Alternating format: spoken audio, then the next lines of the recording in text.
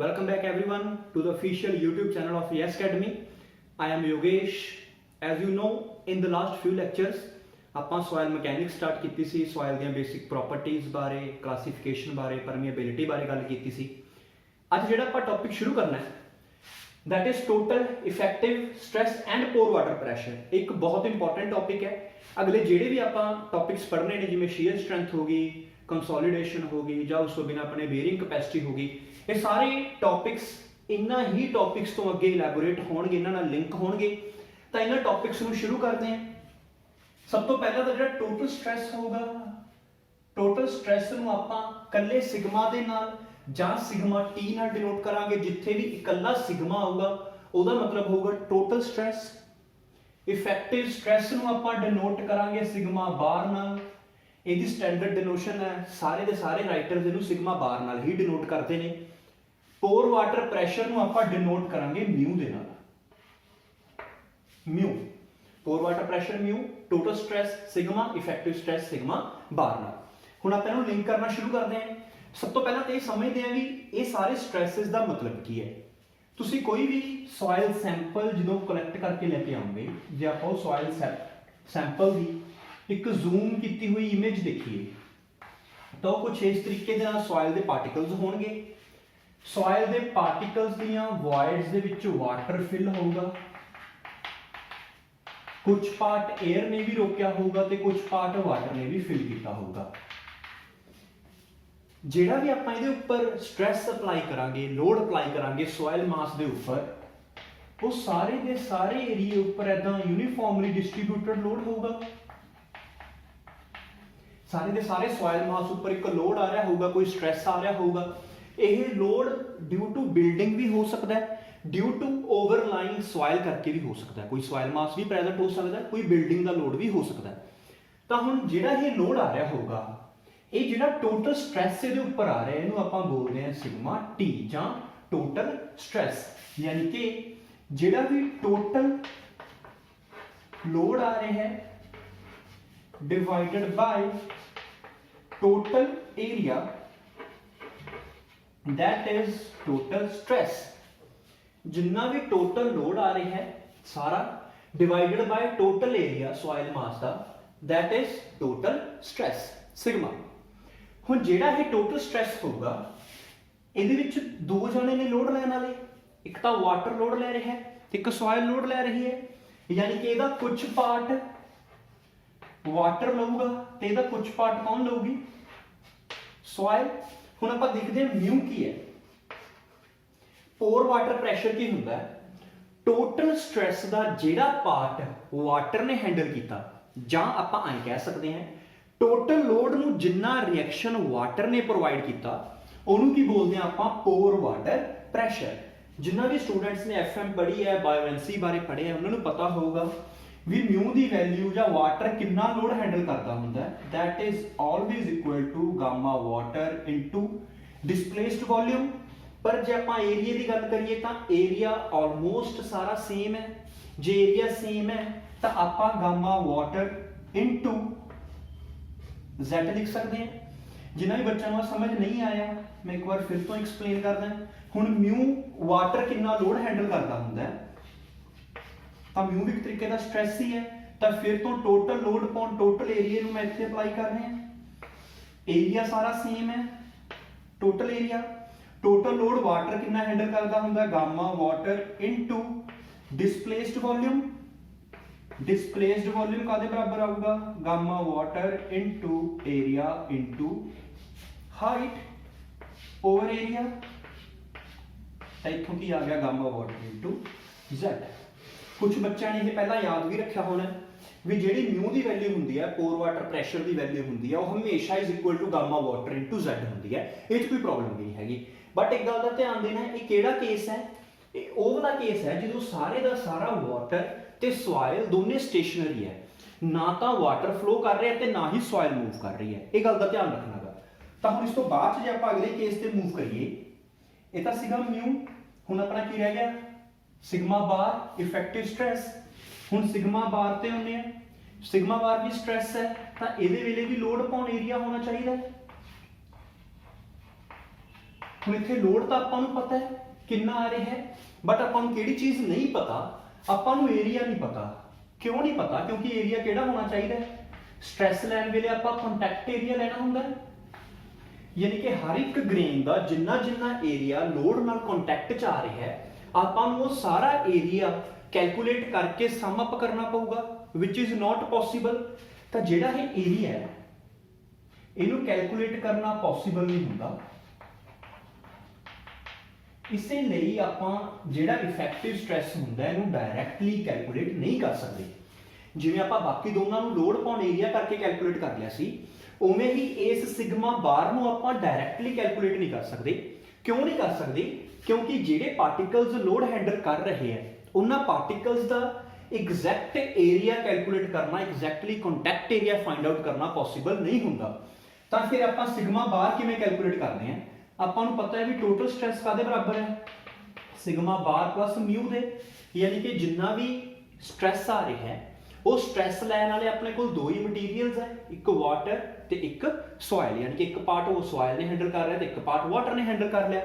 ਜਾਂ ਆਪਾਂ ਇੱਥੋਂ ਹੀ ਕਹਿ ਸਕਦੇ ਹਾਂ ਵੀ sigma bar is equal to sigma minus ਮਿਊ,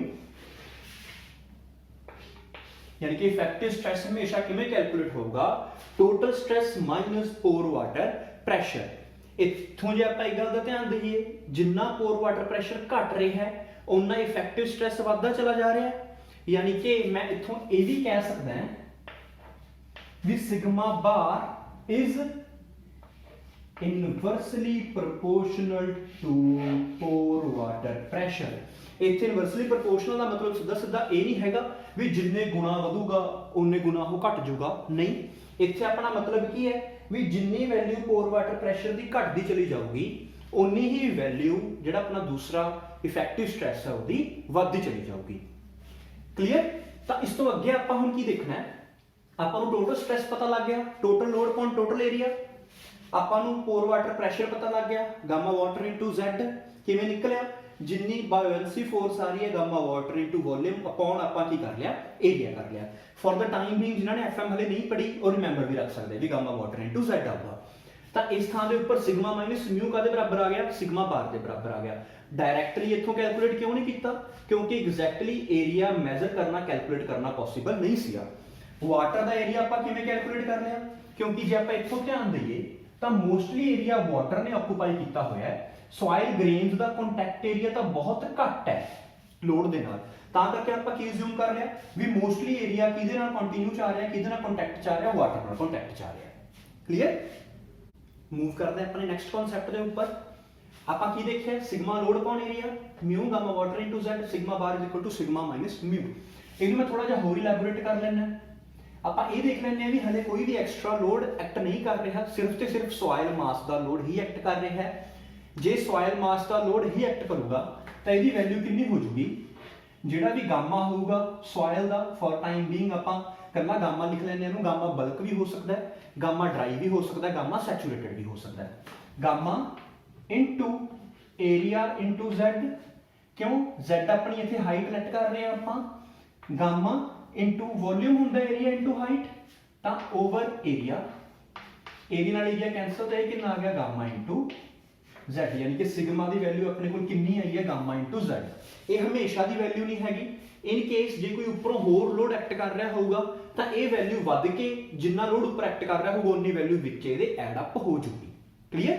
तो Z इत्थे की है? हाइट है। गामा इत्थे की है? सॉइल का यूनिट वेट है। गामा वाटर इत्थे वाटर का यूनिट वेट है।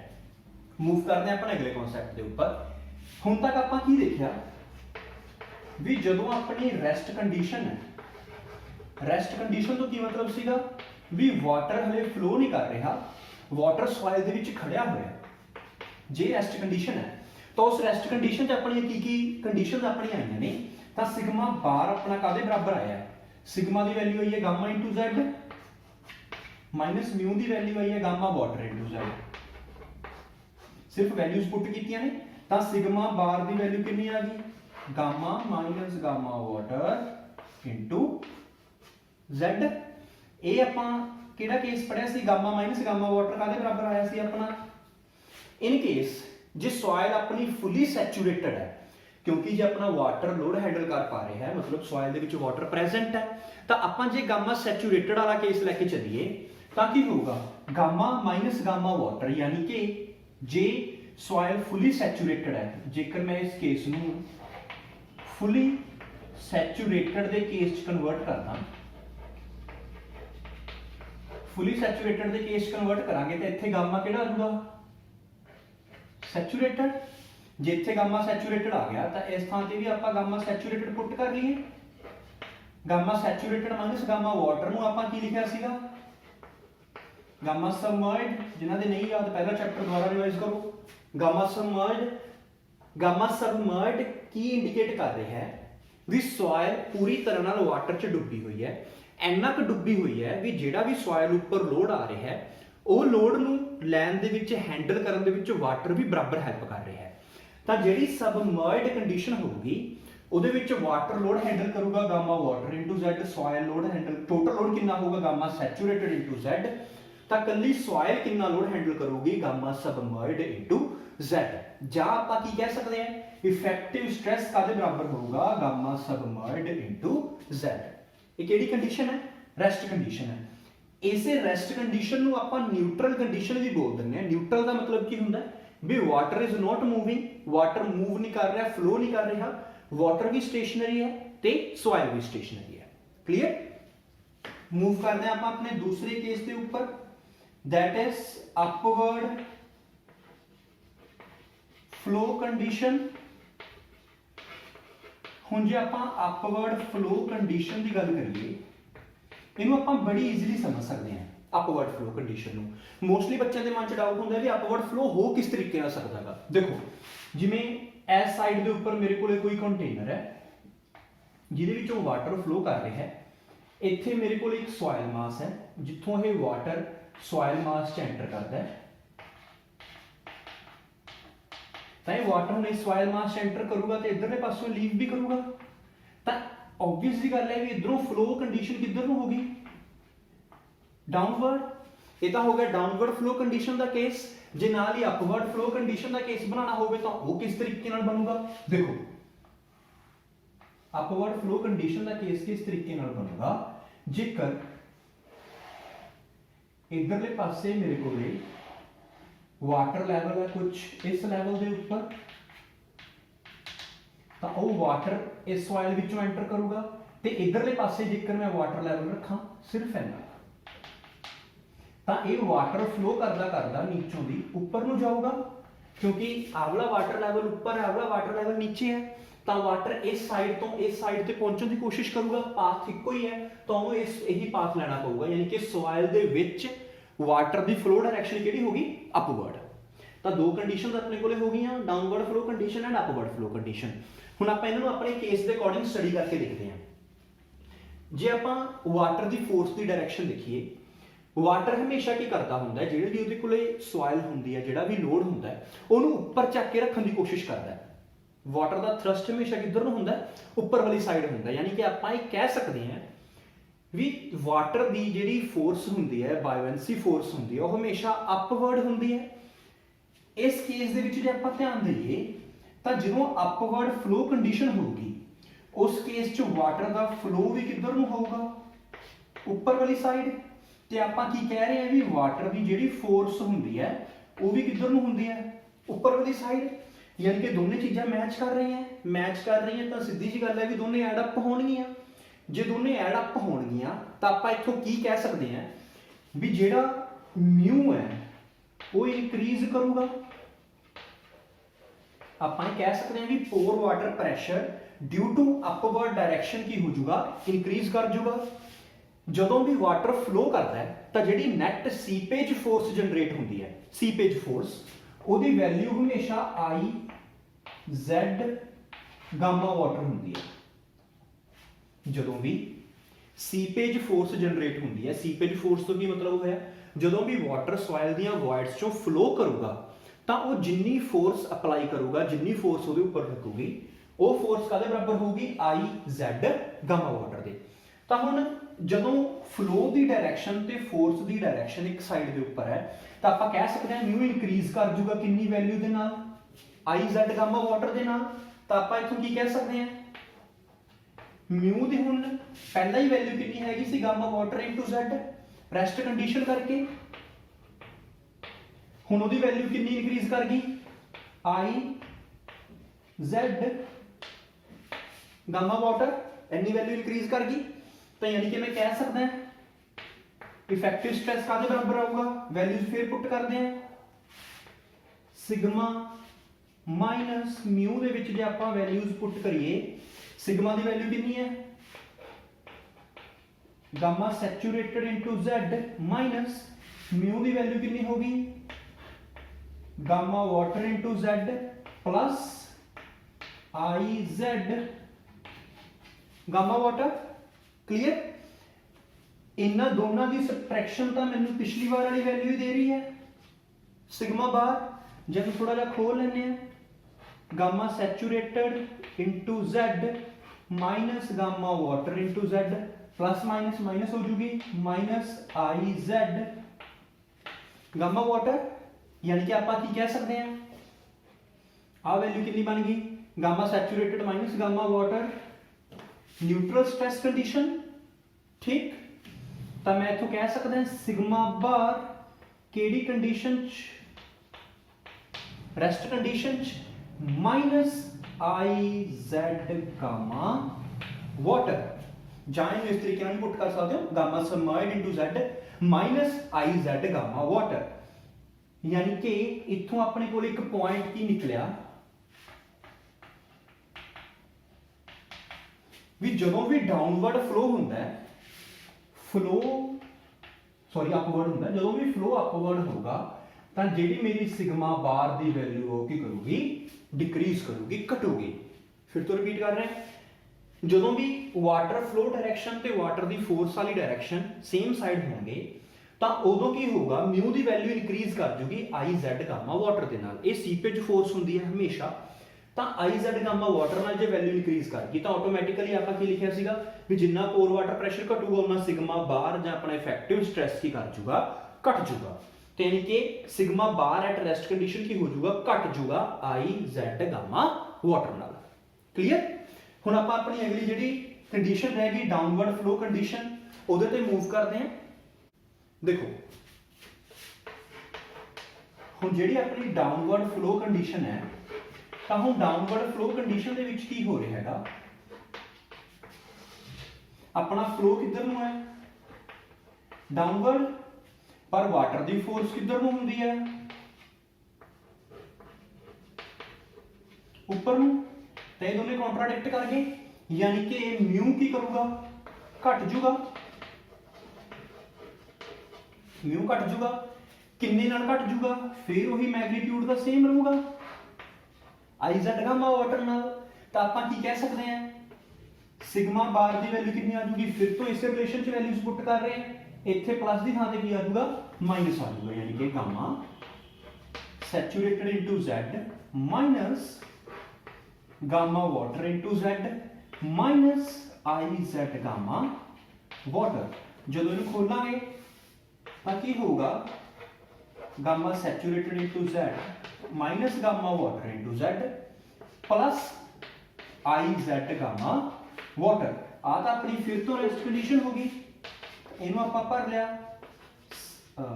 सिग्मा बार रेस्ट कंडीशन का, sigma bar raised minus i Z gamma water sorry plus i Z gamma water. तो मैं कह सकता भी in case of downward flow condition sigma bar increase कर जाता है किन्ने नाल, आई जेड गामा वाटर नाल। जे इनू आप एक लेमैन के परपज नाल सोच के देखिए, एक अनपढ़ बंदे वांगू सोच के देखिए, तो देखो जदों वाटर उपर नूं फ्लो करूगा, वाटर उपर नूं फ्लो करूगा तो वाटर की करूगा, ज्यादा लोड हैंडल कर लूगा, क्योंकि उपर नूं फ्लो कर रहा है तो की करूगा, लोड की जिहड़ी डाउनवर्ड डायरैक्शन है उन्हें एक रिएक्शन प्रोवाइड करूगा नीचों। जे हुण एक नीचों रिएक्शन प्रोवाइड करूगा तो यानी कि ऑटोमैटिकली जिहड़ा सॉइल ते स्ट्रेस आ रहा हो घट जूगा। आपां उही कहा अपवर्ड फ्लो कंडीशन के केस जिहड़ा सॉइल ते स्ट्रेस आ रहा वो घट जाता है। ये आपां जिहड़ियां गल्लां प्रैक्टिकली ऑब्जर्व करदे हां आपां थ्योरैटिकली प्रूव कीता इत्थे, यानी कि जे अपवर्ड फ्लो कंडीशन होगी तो सॉइल उत्ते स्ट्रैस की करूगा घट जूगा, इफेक्टिव स्ट्रैस घट जूगा। जे आप डाउनवर्ड फ्लो देखिए तो हुण लोड पहला ही थल्ले नूं आ रहा सी, उत्तों दी वाटर भी नीचे नूं फ्लो करन लग गया, तो उहदे नाल की होगा सॉइल दे उपर जिहड़ा स्ट्रैस आ रहा सी वो इंक्रीज हो जाऊगा क्योंकि सॉइल में एक्स्ट्रा फोर्स हैंडल करनी पऊगी। तो डाउनवर्ड फ्लो कंडीशन के केस च इफेक्टिव स्ट्रैस की कर जूगा, इंक्रीज कर जूगा। ਜਿਹੜੀਆਂ ਗੱਲਾਂ ਆਪਾਂ ਵੈਸੇ ਬੋਲ ਦਿੰਨੇ ਆ ਆਪਣੀ ਨਾਰਮਲ ਲੈਂਗੁਏਜ ਦੇ ਵਿੱਚ ਉਹੀ ਗੱਲਾਂ ਨੂੰ ਅੱਜ ਆਪਾਂ ਇੱਥੇ ਪ੍ਰੈਕਟੀਕਲੀ ਪ੍ਰੂਵ ਕਰਕੇ ਦੇਖਿਆ। ਬਟ ਇਹਦੇ ਵਿੱਚ ਇੱਕ ਗੱਲ ਦਾ ਧਿਆਨ ਰੱਖਣਾ ਹੈ, ਸੋਇਲ ਦੀ ਫੋਰਸ ਹਮੇਸ਼ਾ ਡਾਊਨਵਰਡ ਹੁੰਦੀ ਹੈ। ਜਿੰਨੀ ਸੋਇਲ ਦੀ ਡਾਊਨਵਰਡ ਫੋਰਸ ਜ਼ਿਆਦਾ ਹੋਊਗੀ ਉਨੀ ਆਪਣੀ ਸੋਇਲ ਸਟੇਬਲ ਵੀ ਜ਼ਿਆਦਾ ਹੋਊਗੀ। ਜਿਵੇਂ ਆਪਾਂ ਕੋਈ ਡੈਮ ਵਗੈਰਾ ਕੰਸਟਰਕਟ ਕਰਨਾ ਹੁੰਦਾ ਹੈ ਤਾਂ ਉਹਨਾਂ ਦੇ ਕੇਸ 'ਚ ਕੀ ਹੋਊਗਾ, ਜਿੰਨਾ ਮੇਰੀ ਸੋਇਲ ਦਾ weight ਨੀਚੇ ਨੂੰ ਜ਼ਿਆਦਾ ਐਕਟ ਕਰੂਗਾ, ਡਾਊਨਵਰਡ ਫੋਰਸ ਜਿੰਨੀ ਜ਼ਿਆਦਾ ਹੋਊਗੀ उन्नी ही अल्टीमेटली उस सॉइल की स्टेबिलिटी अपनी उस स्ट्रक्चर की स्टेबिलिटी भी की होगी, ज़्यादा होगी। जिवें ही मेरी सॉइल ते अपवर्ड फोर्स इंक्रीज करूगी तो वह मेरी सॉइल नूं अनस्टेबल कर दूगी। अनस्टेबल कर दूगी तो मतलब की हो गया भी अपनी सॉइल की जिहड़ी उपर स्ट्रक्चर होगी उहदे फेलियर होने के चांसिस वध जाएंगे। तो हुण आपां फेलियर कंडीशन देखते हैं। देखो जिहड़े आपां फेलियर क्राइटेरिया की गल कर रहे हैं, फेलियर कंडीशन की गल कर रहे हैं, ये आपां नूं किहड़े केस च लोड़ पऊगी। इधर मैं एक छोटे जिहे डैम की स्ट्रक्चर बनाई है। जे आपां देखिए तो आपां नूं पता है भी डैम का वाटर इदां नीचों की फ्लो करता हुंदा है, यानी कि इत्थों दी वाटर एंटर करूगा, इधरले पासे दी वाटर लीव करूगा, यानी कि इत्थे वाटर की फोर्स की होगी अपवर्ड, इधर वाटर की फोर्स की होगी डाउनवर्ड। आपां की लिखिया सीगा भी डाउनवर्ड के केस च तां इफेक्टिव स्ट्रैस वधदा है, यानी कि सॉइल के उपर स्ट्रैस इंक्रीज होंदा है। जे सॉइल के उपर स्ट्रैस इंक्रीज करूगा तो मतलब सॉइल के नीचे होने की, सॉइल के दबन की, कंप्रैस होने की टेंडेंसी बढ़ती है। तो जिन्नी सॉइल नीचे को कंप्रैस होगी उन्हें अपनी डैम की स्टेबिलिटी बढ़ रही है। तो अगला केस तो अपना फेलियर दे ही नहीं रहा। बट जो ही यह अपवर्ड फोर्स लगूगी तो वह की कोशिश करूगी भी मैं सॉइल को अपने नाल ले जा, तो वह अपना फेलियर केस बनूगा। किवें फेलियर केस बनूगा, जिवें इधरला सॉइल ग्रेन के उपर फोर्स इन्नी ज़्यादा होगी भी इस ग्रेन के अपने वेट नालों भी इंक्रीज होगी, इस ग्रेन के अपने डाउनवर्ड स्ट्रैस नालों भी इंक्रीज होगी, तो नाल दी नाल यह ग्रेन अपनी जगह छड्ड के बाहर निकल जूगा। क्लीयर। तो उदों की होगा आगला पॉइंट फेल किया, नाल दी नाल उसको पिछला ग्रेन क्रिटिकल हो गया, जिवें वो फेल करूगा फिर उसको पिछला, इदां करते करते सारे ग्रेन फेल होंदे चले जाएंगे। क्लीयर। तो एक निक्की जी पाइप बन गई नीचे बारीक जी। क्लीयर। तो हम जिवें एक बारीक जी पाइप बनूगी तो यह डैम अपने वेट नाल की होगा थल्ले नूं धस जूगा, थल्ले नूं मूव करूगा, तो सैटलमेंट हो जूगी, तो नाल दी नाल अपना डैम की हो जूगा फेल कर जूगा। क्योंकि जो डैम सैटल करूगा तो क्रैक्स पै जाएंगे तो अपना डैम की कर जूगा फेल कर जूगा। यानी कि जिहड़े भी पॉइंट उत्ते अपवर्ड फोर्स लगूगी उन्होंने बचाना पऊगा, सेव करना पऊगा। कदों जिहड़ी क्रिटिकल कंडीशन की होगी फेलियर तो पहला, क्रिटिकल कंडीशन अपने को केड़ी होगी जदों जस्ट इफेक्टिव स्ट्रैस कादे बराबर हो जाऊगा, जीरो के बराबर हो जाऊगा। क्लियर। यानी कि जो सारिया फोर्सेस इक्विलिब्रियम च आ गई एक दूजे को बैलेंस कर देंगियां तो उस नालों जे हल्की जी भी फोर्स इंक्रीज करूगी नाल दी नाल यह पार्टिकल इथों मूव कर जूगा, जिवें यह पार्टिकल इथों मूव करूगा नाल दी नाल की हो जाऊगा अपना फेलियर वाला केस जनरेट होगा। तो आ जीरो वाली कंडीशन नूं जे आपां सेव कर लईए तो अपना डैम कदे भी फेल नहीं करूगा।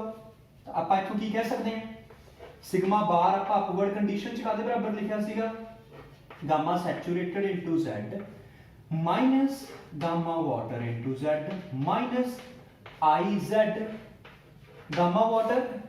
हुण बाकी सारे कांस्टेंट है, कल्ला I वेरिएबल है क्योंकि ना तो आपां गामा सैचुरेटेड सॉइल दे यूनिट वेट नूं चेंज नहीं कर सकते, गामा वाटर वाटर दे यूनिट वेट नूं चेंज नहीं कर सकते, हाइट तो नीचे वाली सॉइल दी होगी, वाटर फ्लो दी होगी, उन्होंने भी हले आपां इन्ना चेंज नहीं कर सकते। तो फॉर द टाइम बीइंग अपना I ही एक वेरिएबल है, इत्थे मैं I नूं नाम दे देना है क्रिटिकल कंडीशन है, तो मैंने I क्रिटिकल लिख देना है ICR, इन्हों पर लिंक करने हैं।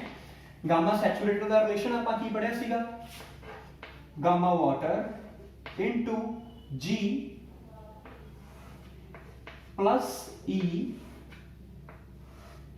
S की वैल्यू आप इत्थे 1 पुट कर देंगे होंदे सीगे, G plus ES over 1 plus E minus gamma water into Z minus I critical into Z into gamma water जेकर मैं इन्हां नूं बना के देखा इथों रिलेशन तो सिग्मा बार गामा वाटर कॉमन आ रहा है आराम नाल, तो इथों की रह जाऊगा अपने कोले एज सच Z इधर लिखा हुआ नाल, तो गामा वाटर इनटू Z भी एज सच उम्मी है G plus E over 1 plus E -1 minus I critical into Z into gamma water, तो इन्हां सारियां चों gamma water into Z common निकल सकता है, तो gamma water into Z sigma bar की वैल्यू कितनी है 0 क्रिटिकल कंडीशन के लिए, तो हम गामा वाटर इनटू Z ਨੂੰ इधर लेके डिवाइड करांगे तो 0 रह जाऊगा, तो फाइनल अपने को की बचूगा G प्लस E इन्हां दा एलसीएम ले लिया -1 minus E over 1 plus E minus I critical cancel, तो आप इथों की कह सकते हैं I क्रिटिकल का बराबर आ गया G -1 ओवर 1 प्लस E की मतलब होया भी जिमें ही जेड़ा इथों वाटर फ्लो कर रहा है ओदा I यानी कि हाइड्रोलिक ग्रेडियंट जिमें ही इस वैल्यू तो एक्सीड करूगा नाल दी नाल मेरी सॉइल की कर जूगी फेल कर जूगी। जे आप इथों ध्यान नाल देखिए G तो कांस्टेंट है, स्पेसिफिक ग्रेविटी ऑफ सॉलिड्स कदे भी चेंज नहीं करती, E की वैल्यू E इथों की आ रहा है इनवर्सली प्रोपोर्शनल आ रहा है, यानी कि जिन्नी E वधदी चली जाऊगी उन्ना E क्रिटिकल घटदा चला जाऊगा, जहां आप की कह सकते हैं जिन्नी E घटदी चली जाऊगी उन्ना I क्रिटिकल वधदा चला जाऊगा। जिन्ना मेरा I क्रिटिकल ज्यादा होगा उन्ना आप सेफ साइड मूव कर रहे हैं, जिन्ना आप सेफ साइड मूव करांगे उन्ने अपने फेलियर के चांसेस की होंगे घटणगे, फेलियर के चांसेस अपने डिक्रीज करनगे। क्लीयर, तो हुण आप इथों की कह सकते हैं I क्रिटिकल ਨੂੰ ਘਟਾਉਣ ਦੇ ਲਈ E ਨੂੰ ਕੀ ਕਰਨਾ ਪਊਗਾ ਵਧਾਉਣਾ ਪਊਗਾ, ਜਾਂ I ਕ੍ਰਿਟੀਕਲ ਨੂੰ ਵਧਾਉਣ ਦੇ ਲਈ E ਨੂੰ ਘਟਾਉਣਾ ਪਊਗਾ, ਤਾਂ ਮਤਲਬ ਇਸ ਪਾਸੇ ਦੀ E ਨੂੰ ਡਿਕਰੀਜ਼ ਕਰਨਾ ਪਊਗਾ, ਜੇ E ਦੀ ਵੈਲਿਊ ਇੱਥੋਂ ਡਿਕਰੀਜ਼ ਕਰੂਗੀ ਤਾਂ ਯਾਨੀ ਕਿ I critical the value increase ਕਰੂਗੀ। ਕਲੀਅਰ, ਜਿੰਨੀ I ਕ੍ਰਿਟੀਕਲ ਦੀ ਵੈਲਿਊ ਵੱਧਦੀ ਚਲੀ ਜਾਊਗੀ ਉਹਨਾਂ ਆਪਾਂ ਸੇਫ ਸਾਈਡ ਮੂਵ ਕਰਾਂਗੇ।